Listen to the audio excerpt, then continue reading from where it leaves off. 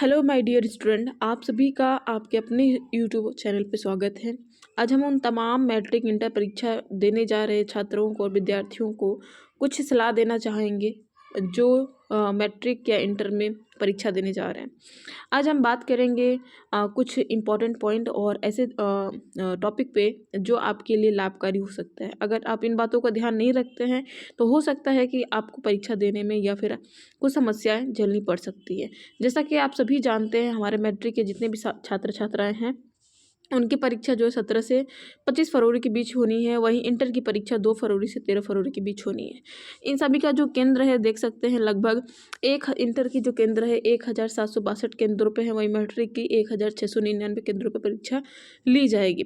और ये तमाम स्टूडेंट जो जा रहे हैं परीक्षा देने, उनके लिए मैं कुछ ऐसे पॉइंट रखना चाहूँगी जो उनके लिए परीक्षा केंद्रों से लेकर परीक्षा देने तक लिए कह सकते हैं लाभकारी हो सकता है।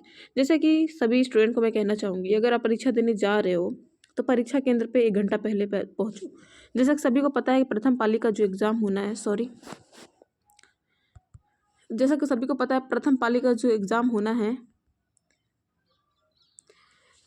यहाँ पर देख सकते हैं जो परीक्षा केंद्र में सुबह 8:30 बजे प्रवेश पत्र जो है प्रवेश मिलना है। 9 बजे जो गेट बंद हो जाएगा, इसलिए आपको सभी को परीक्षा स्टार्ट होने से पहले, जैसा कि आप सभी जानते हैं प्रथम पाली की परीक्षा 9:30 बजे स्टार्ट होगी, तो आप 8:30 बजे केंद्र में पहुंचो क्योंकि 9 बजे गेट बंद हो जाएगा।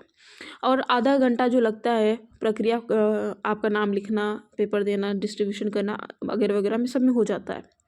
तो इसलिए आप परीक्षा केंद्र पे 1 घंटा पहले पहुँचो, परीक्षा स्टार्ट होने से पहले, यानी कि 8:30 बजे आपको पहुँच जाना है हर हाल में, ताकि आपको कोई दिक्कत ना हो, कोई परेशानी ना हो। सभी को पता है प्रथम पाली का जो एग्ज़ाम होना है 9:30 बजे से होना है। वहीं अगर हम बात करें द्वितीय पाली का भी, आप देख सकते हैं यहाँ पर एग्ज़ाम जो होगा, पहले यहाँ पर देख सकते हैं प्रथम पाली की परीक्षा में शामिल परीक्षार्थियों को सुबह 9:30 बजे परीक्षा प्रारंभ होने से 1 घंटा पूर्व यानी 8:30 बजे परीक्षा केंद्र पर प्रवेश मिलेगा। परीक्षा केंद्रों का मुख्य द्वार सुबह 9 बजे बंद कर दिया जाएगा। और इसी तरह द्वितीय पाली की परीक्षा में भी शामिल परीक्षार्थियों को दोपहर 2 बजे परीक्षा प्रारंभ होने से 1 घंटा पूर्व यानी कि 1 बजे से प्रवेश की अनुमति होगी। परीक्षा केंद्र का मुख्य द्वार दोपहर 1:30 बजे देख सकते हैं बंद कर दिया जाएगा। और समिति ने यह भी स्पष्ट किया है कि निर्धारित समय के बाद आने वाले परीक्षार्थियों को कोई भी किसी भी परिस्थिति में परीक्षा भवन में प्रवेश की अनुमति नहीं दी जाएगी। विलंब से पहुंचने के कारण परीक्षा में वंचित होने की पूरी जिम्मेदारी संबंधित परीक्षार्थियों की होगी। तो आप देख सकते हैं कि अगर आप टाइमली नहीं पहुंचते हैं, अगर लेट पहुंचते हैं या फिर किसी भी तरह आप घुसने की कोशिश करते हैं, तो आप पे कार्रवाई की जाएगी और आपका परीक्षा रद्द कर दिया जाएगा। तो आप पहले तो अपने आप को तैयार रखें, आपकी तैयारी है तो टाइमली पहुँचें, ठीक है ना। 1 घंटा पहले पहुंचना है। जैसे सभी को पता है प्रथम पाली की जो परीक्षा स्टार्ट होगी 9:30 बजे और द्वितीय पाली की 2 बजे, तो आपको प्रथम पाली में 8:30 बजे पहुंच जाना, वहीं द्वितीय पाली में 1 बजे तक केंद्र पे पहुंच जाना है। पहली बात समय को लेकर हो गया। दूसरी बात, ये आप थोड़ा सा डिस्टर्बेंस आपको होगा क्योंकि बगल में जो है घर बन रहा है तो आवाज़ आएगी, ठीक है। द्वितीय पाली का जो एग्ज़ाम है सभी को जानते हैं 2 बजे से स्टार्ट होगा। और अगली पॉइंट जो हम बात करें, पहला तो हो गया समय, दूसरा हो गया कि आप परीक्षा में जाएं तो पहले सभी प्रश्नों को पढ़ें, पेपर को देखें और सभी प्रश्नों को पढ़ें। ऑब्जेक्टिव कर रहे हैं तो ऑब्जेक्टिव करते हुए जाएं।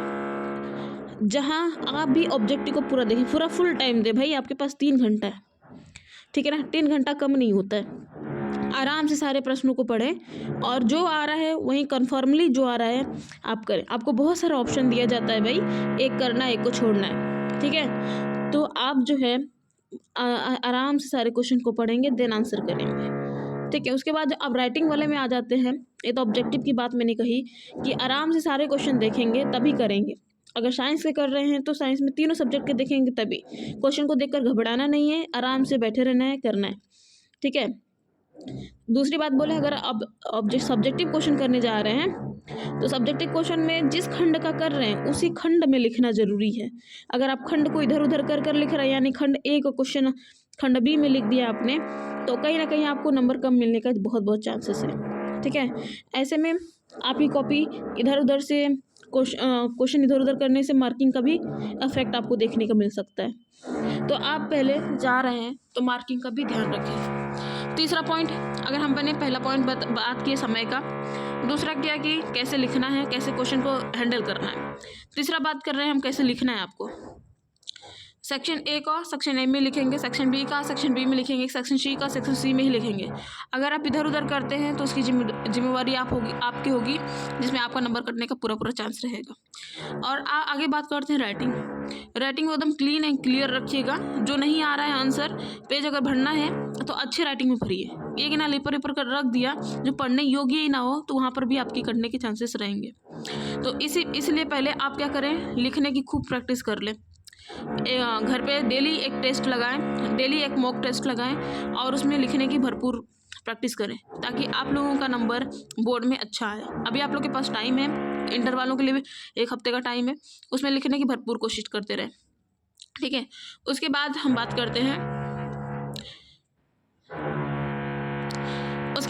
करते हैं अगर आप हो जाता है तो कॉपी में बहुत सारे स्टूडेंट होते हैं, कम डर के मारे पैसे रख देते हैं। ये सब काम नहीं करना है आपको।